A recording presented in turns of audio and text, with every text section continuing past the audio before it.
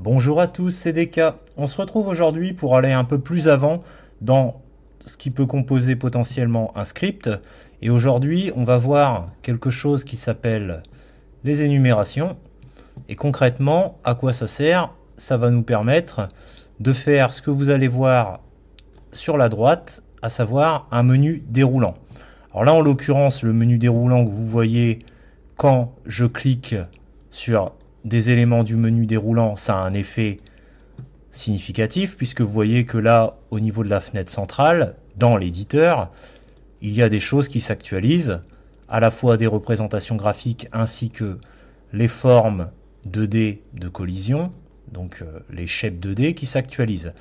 Là, ce qu'on va voir, ça va pas nous permettre d'actualiser les choses en direct, mais c'est juste au moins de voir et de comprendre comment on peut créer ce genre de menu déroulant. Il y aura d'autres vidéos qui suivront pour voir de quelle façon on crée des connexions avec des tableaux qui contiennent toutes les données qui vont ensuite être actualisées pour apparaître au centre de la fenêtre. Mais ça sera l'objet de prochaines vidéos. Aujourd'hui, on se concentre sur les énumérations. Alors, je vais quand même considérer que ce qu'on a vu jusqu'alors, vous le maîtrisez, c'est-à-dire que vous avez compris que, en général, en programmation, on crée des données qui ont un nom qu'on a choisi nous-mêmes, que ces données, on leur attribue une valeur, par exemple la donnée nom de personnage, on lui a donné comme valeur Mario, que ces valeurs, elles ont des types, donc si c'est des chaînes de caractères, on appelle ça des strings, si ce sont des nombres à virgule, on appelle ça des floats, si ce sont des nombres entiers, positifs ou négatifs d'ailleurs, on appelle ça des intégrales, et quand il s'agit d'une valeur qui peut être soit vraie, soit fausse, true ou false, eh bien on appelle ça des booléens. Donc ça c'est les types, et puis bien entendu, nos valeurs, au-delà de leur, nos données, au-delà de leur valeur et de leur type, elles ont ce qu'on appelle une structure, c'est-à-dire que certaines ne changeront jamais, et du coup elles sont constantes, et d'autres, en fonction des conditions, en fonction parfois du temps éventuellement, elles peuvent changer, c'est ce qu'on appelle des variables. Donc ça je considère que vous maîtrisez, et puis dans la dernière vidéo, on avait été un peu plus loin puisqu'on avait vu qu'il existait des modes, ce qu'on appelle aussi des annotations dans Godot, et c'est comme ça que vous les retrouvez dans la documentation Godot, qui nous permettaient de changer le comportement initial du moteur pour pouvoir traiter nos données de façon un petit peu différente. Par exemple, le mode tool, alors là je l'ai mis en commentaire en haut en ajoutant le symbole dièse, qui est aussi le symbole hashtag devant ce mode-là, mais le mode tool nous permettait de faire concrètement ce qu'on fait ici, c'est-à-dire directement dans l'éditeur d'actualiser les choses. Donc ce mode-là, on va pas en avoir besoin aujourd'hui. Moi, je vais le remettre en mode commentaire de façon à ce qu'il ne vienne pas interférer avec les autres choses du script. On avait vu qu'on avait un mode qui s'appelait onReady, donc c'était un mode qui nous permettait de venir, je dirais, initialiser, de venir récupérer des objets ou des nœuds qui se trouvent ici à gauche dans notre scène. Et ces nœuds-là, on venait les récupérer comme des valeurs qu'on allait attribuer à notre donnée. Donc là, par exemple, pour la donnée image, on allait récupérer le nœud qui s'appelle logo pour lui attribuer comme valeur, ce qui fait qu'on a un dièse logo ici. Pour la donnée musique, on faisait pareil. On allait récupérer le nœud qu'on a appelé lecteur musique ici à gauche et on venait l'attribuer comme valeur. Donc c'est pour ça qu'il y a marqué $lecture musique à notre donnée qui s'appelle musique. Et entre la donnée et sa valeur, à chaque fois, on indiquait le type. Donc ici sprite 2D parce qu'effectivement notre nœud il est lui-même de type sprite 2D. Vous pouvez le voir quand je reste dessus à gauche. Et puis notre nœud qui s'appelle lecteur musique, si on se met dessus aussi, eh bien vous voyez qu'il est de type audio stream player. Donc en fait on récupérait le type du composant. Et puis bien entendu, ces choses-là, elles ont par elles-mêmes, ces composants-là, ces nœuds-là, ils ont par eux-mêmes des caractéristiques qu'on retrouve tout à droite dans l'inspecteur. Ces caractéristiques, elles sont de différents types. On a par exemple, pour un sprite 2D, une texture, on a une position, une rotation, une scale, c'est-à-dire une taille, et puis un skew, qui est une déformation. Tous ces paramètres-là, ils peuvent être modifiés, ils peuvent changer. Donc c'est pour ça que finalement, nos données-là étaient des variables, parce que tout ça, ça peut changer. Et le fait d'avoir mis onReady devant, ça nous permettait de les récupérer très tôt dans notre script, avant même que la fonction par défaut qui s'exécute, à savoir la fonction ready, n'ait besoin de parcourir tout l'arbre de la scène, ou même de parcourir l'intégralité du script pour pouvoir récupérer ces éléments-là. En mettant onReady, on pouvait les récupérer très tôt, très vite dans notre script. Donc ça, c'est des choses qu'on avait vues. Et puis, autre chose qu'on a vu aussi et qui va nous servir particulièrement aujourd'hui pour notre nouvelle structure qu'on appelle les enums, c'est le mode export. Mode export qui nous permettait, je le rappelle, de récupérer une donnée directement à droite dans l'inspecteur. Si je me remets tout à gauche sur le nœud racine, le parent auquel est rattaché mon script, eh bien je vois que ma donnée vitesse, je la retrouve ici à droite. Pareil pour ma donnée pièce, pour ma donnée brique pleine, ou même pour ma donnée nom du perso Zelda. Donc tout ça, je pouvais le récupérer grâce à ce mode qui me permet d'exporter les données. Donc aujourd'hui, on va créer autre chose, une nouvelle structure qui s'appelle les enums et qui vont nous permettre de faire un menu déroulant. Donc une enum, ça s'écrit E-N-U-M, voilà, tout simplement. Et c'est suivi d'accolades. Alors, vous aurez tendance parfois à entendre le nom de curly bracket, c'est le nom anglais qu'on donne aux accolades. Mais une énumération est toujours suivie par ce genre de symbole. Donc je zoome un petit peu. Il faut le temps que ça s'actualise quand on zoome. Hop. Donc moi, ce que j'aime bien faire, on vous met le curseur entre les deux accolades, c'est directement de faire entrer pour passer à la ligne en dessous. Et vous voyez que par défaut, quand on fait entrer, il nous décale notre curseur. C'est normal, c'est ce qu'on appelle une indentation. Alors, je vous le dis juste à titre informatif, les indentations, vous en aurez beaucoup quand vous créerez des conditions. Ça permet à ce que justement vos conditions fonctionnent. Là, elle se met par défaut quand je fais entrer. Si jamais, pour X raison, je me retrouvais vraiment au début de la ligne et que je n'avais pas l'indentation, je peux la rajouter manuellement en appuyant sur la touche Tab de mon clavier. Alors là, l'énumération qu'on va créer. L'énumération, en fait, on va énumérer plein de choses. On va partir sur un exemple simple, on va énumérer des noms d'animaux. Donc on va mettre chien, on va mettre une virgule avant d'insérer un nouvel animal. Il faut toujours mettre des virgules entre chaque chose. On va mettre chat. Alors j'ai écrit volontairement les choses différemment. Vous voyez, le chien, je l'écris tout en majuscule. Chat, je mets juste une majuscule au début. Là, je vais créer autre chose que je vais écrire entièrement en minuscule. Oiseau, par exemple. Et puis, je vais créer vache. Alors, je vais l'écrire comme ça. Et on va mettre, par exemple, le H en majuscule. Voilà, c'est pour vous montrer quelle incidence ça va avoir par la suite. Donc là, on a une énumération, on énumère 4 types d'animaux. Alors, je peux mettre une virgule derrière vache. En général, si vous oubliez la virgule derrière le dernier membre de l'énumération, c'est pas dramatique. Mais à la rigueur, prenez l'habitude de toujours mettre une virgule.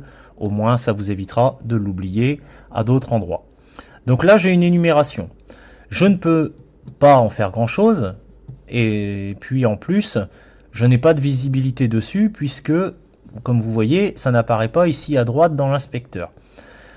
Vous allez me dire, si vous aviez bien compris à quoi sert le mode export, vous allez peut-être me dire, c'est normal, on ne peut pas y avoir accès à droite, puisque justement, il n'y a pas @export qui a été écrit devant. Alors on va essayer d'utiliser @export et vous allez voir que ça pose problème. Quand je mets @export devant une énum, on me dit annotation @export, donc le mode @export, ne peut pas être appliqué à une énumération. Donc ça ne marche pas avec les énumérations. Donc comment je peux faire pour avoir accès à un menu déroulant qui me permettrait de choisir entre chien, chat, oiseau et vache? Eh bien, on sait une chose, c'est que même si on ne peut pas exporter une énum, un truc qui est sûr, c'est qu'on peut exporter des variables. On l'a fait jusqu'alors aussi bien avec des variables flottantes, comme la vitesse, des variables qui sont des nombres entiers, comme les pièces, des booléens comme brique pleine, vrai ou faux, et on l'a fait aussi avec des variables qui contiennent des chaînes de caractères, comme le nom du personnage Zelda, et qui contient une string. Donc comme on sait que ça marche avec les variables, eh bien ce qu'on va faire, c'est qu'on va exporter une nouvelle variable. Donc on va mettre le mode @export. On va créer une variable, donc quelque chose qui peut changer. Cette variable, on va lui inventer un nom. On va l'appeler animaux, par exemple. Et on va pas lui donner de valeur. La valeur, ça sera justement une valeur qui sera changeante en fonction de ce qu'on va venir cocher dans notre menu déroulant, qu'on n'a pas encore, mais qu'on va avoir par la suite. Par contre, on va devoir lui donner un type. Et le type en question, c'est une petite particularité de Godot, mais qui est intéressante, c'est que le type en question qu'on va lui donner ici, et ça va me permettre aussi du coup de vous montrer un nouveau type indirectement, c'est que les enums, on peut leur donner des noms. Donc là, je vais lui donner pour nom selection animal, par exemple. Et ça, ce nom-là que je viens de créer, que j'ai inventé, eh bien, je peux le récupérer pour en faire un type qui va servir à ma variable que j'ai fait précédemment, à ma variable animaux. Donc là maintenant, ma variable, elle a un type, et son type, c'est le même que le nom de l'enum. Et du coup, étant donné que son type, c'est le même que celui de l'enum, eh bien, sa valeur, son égal, si vous préférez, eh bien, ça va être toutes les possibilités que contiennent l'enum. Donc ici, derrière l'égal, c'est comme si on pouvait récupérer chien, chat, oiseau ou vache. Donc là, en l'occurrence, on ne met pas d'égal, parce que ça, on va le récupérer dans notre menu déroulant. Et là, vous allez pouvoir voir directement à droite, ici précisément, que animaux est apparu. Et dans animaux, vous voyez que par défaut, j'ai chien. Pourquoi? Parce que c'est le premier élément qu'on a inscrit dans notre énumération. Si je changeais et que je mettais par exemple ours, vous voyez maintenant à droite, le premier truc qui apparaît, c'est ours. Donc il prend le premier par défaut. Ensuite, qu'est-ce qu'il fait? Eh bien, il nous propose, les uns à la suite des autres, les éléments en fonction de l'ordre dans lesquels on les a mis au niveau de notre énumération. Alors comme vous voyez, ours et chien, dans mon code, je les ai écrits tout en majuscules. Là, lui, ce qu'il fait, c'est qu'il me met seulement la première lettre en majuscule. Donc ça, c'est le fonctionnement par défaut. Chat, il me l'écrit de la même façon. Oiseau, dans mon code, je n'avais aucune majuscule. Il m'a rajouté la première lettre en majuscule, le O. Par contre, vache, vous voyez que il m'a séparé le VAC du HE. Pourquoi? Parce que comme il y a une majuscule en plein milieu du mot, au niveau du H, Lui, il considère que c'est peut-être deux mots différents. Donc c'est pour ça qu'il me les sépare. Donc, par défaut, ce qui est recommandé, et c'est une convention qui est utilisée quand on fait des énumérations, c'est que les noms des éléments qu'on vient mettre dans nos énumérations, on les met tous en majuscules. Comme ça, on est sûr qu'il n'y a pas de problème. Et puis ça permet de bien identifier que c'est une énumération. Et en général, on fait la même chose pour le nom qu'on donne à notre énumération. Alors là, vous voyez, comme j'ai mis le nom en majuscule, la variable qui est en dessous, du coup, ça ne fonctionne plus. Ça me dit qu'il y a une erreur parce que elle ne comprend pas que ça, qui est en minuscule, c'est la même chose que ça. Donc il faut reprendre ce qu'on a tapé en majuscule ici, donc le nom de l'énum, et venir l'inscrire ici comme étant le type de notre variable. Hop. Et là, du coup, à droite, on a un menu déroulant où tout se passe bien, les choses sont bien écrites. Alors quand on a une ligne trop longue, une énumération qui est très longue, on peut bien entendu faire entrer pour revenir à la ligne, et puis continuer notre énumération. On pourrait taper par exemple cochon, poule, on aurait deux éléments. On pourrait même faire des lignes avec un seul élément, par exemple, on va mettre dinde, voilà. Et puis réenchaîner après avec plusieurs éléments. On pourrait avoir lapin et je sais pas, mouton par exemple. Hop. Et bien là maintenant, si on va voir dans notre liste qui est tout à droite, on a bien les nouveaux éléments qui sont apparus. Cochon, poule, dinde, lapin, mouton. Donc pour des raisons de confort, si vos lignes sont trop grandes, vous pouvez faire des retours à la ligne avec entrée. Ils seront tous précédés, vos retours à la ligne, par une tabulation. On appelle ça aussi une indentation en informatique. Et vous aurez tous les éléments. Alors comme je l'ai dit, là ce qu'on voit c'est comment créer un menu déroulant. Le menu déroulant en lui-même il ne fait rien de précis pour l'instant. Alors bien qu'il ne fasse rien de précis, il a quand même une incidence. Là j'agrandis volontairement la taille de cette fenêtre là. C'est la fenêtre de sortie qui permet de voir quand il y a des alertes, des erreurs, etc. ou quand il se passe des choses. Donc ça, cette fenêtre là, ça va nous permettre de voir par exemple que quand je change dans mon menu déroulant l'animal, si par exemple je crée sur poule, vous allez voir que il va y avoir une nouvelle ligne qui va indiquer définir animaux. Ça veut dire qu'en fait, Godot remarque bien qu'on a changé la définition de l'animal. On est passé d'un animal à un autre. Donc ça permet de voir que ça fonctionne bien. Même si ça fait rien de concret, ça permet de constater que le fait de changer d'animaux, c'est bien pris en compte. Le fait de cliquer sur un autre paramètre de notre liste, c'est bien pris en compte. Donc l'idée, c'est de s'en tenir là pour cette vidéo. C'était surtout de vous montrer une nouvelle structure qu'on appelle les énums et comment, bien qu'elles ne soient pas directement exportables, comment on pouvait les exporter indirectement en les récupérant à travers une variable.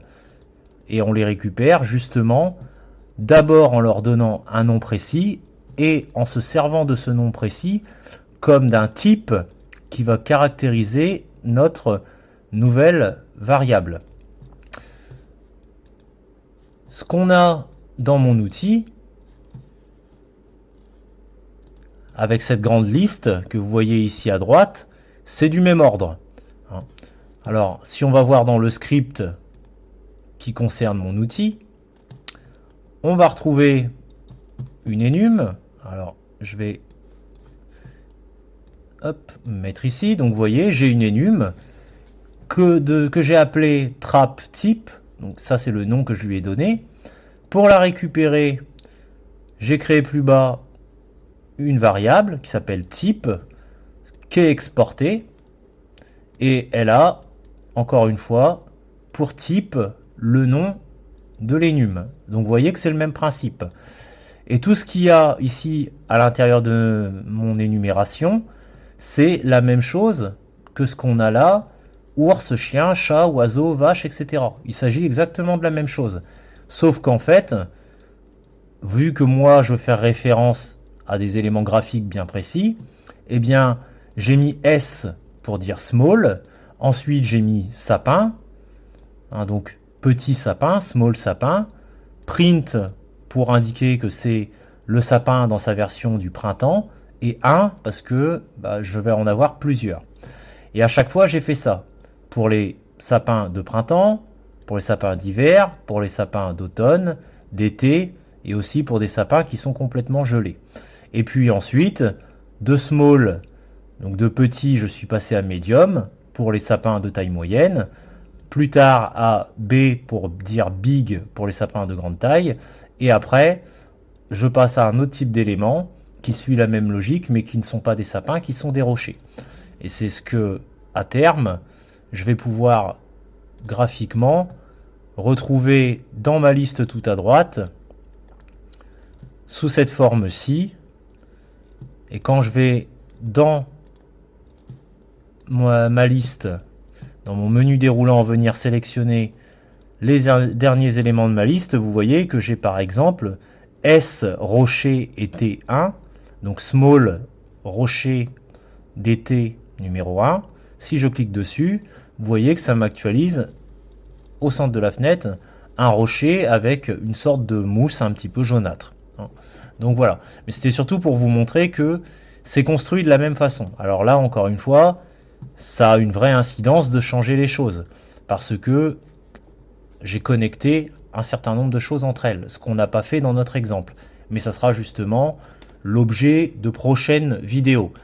Pas la prochaine, parce que là, vraiment celle qui va suivre, ça sera comment on crée une base de données, donc comme celle qui est là à droite, hein, avec, vous voyez, tous les éléments que je suis en train d'ouvrir.